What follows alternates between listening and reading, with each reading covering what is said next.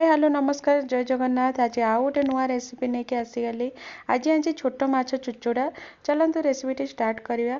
मुझे धला सोरिष कला सोरिष रसुण कंचा लंका जीरा सुखिला लंका भिजेकी रखी ताकू पेस्ट करनेबी। मु माछरे हलदी लुण काश्मीरी चिल्ली सोरिष तेल गोलेकी रखी ताकू एबे तावारे सोरिष तेल देकी भाजी नौची। तावारे खास करी छोट माछ को भाजिले ना बढ़िया से माछ भजा भी हो क्रिस्पीनेस भी बढ़िया से भाजी हुए। भांगिबार भी छोट माछ चांस भी रही खेले देखिए तो कितने सुंदर भाव रेड कलर होगी मोर माछ भजा सब हो गला। एबे आमे ग्रेवी बनैबा तो कड़ाई रे मुझे तेल सोरिष तेल नहीं गली से किसी सोरिष छाड़ी नेली। तो से जो मु पेस्ट करके रखी मु पकई नेबी। पकई टिके एपट सेपट करनेबी। एपट सेपट करके टिके पानी से देदेवी।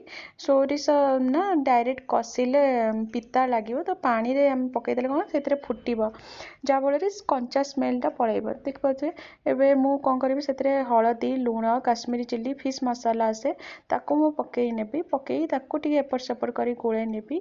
से हो गला परे मु तेंतुली को पानी रे भिजई रखी तार कौन करी ताकू चिपुड़ी केवल तार पानीटा नहीं जीवी नहीं गला से नॉर्मल पानी किसी देकी ताकू छाड़नेबी। फुटी टिके फुटीगला कौन करी से मु चीनी देदेवी। आपन चाहिए ये जगह गुड़ भी पकई पारे कारण चीनी पर्सनाली कौन कर मत भल लगे चीनी फ्लेवरटा ये बढ़िया आसे। तो मो तेंतुलटा टे खट्टा तो से हिसाब से देखी मु चीनी नहीं गली टे खट्टा मीठा टेस्ट आसले ही भल लगे।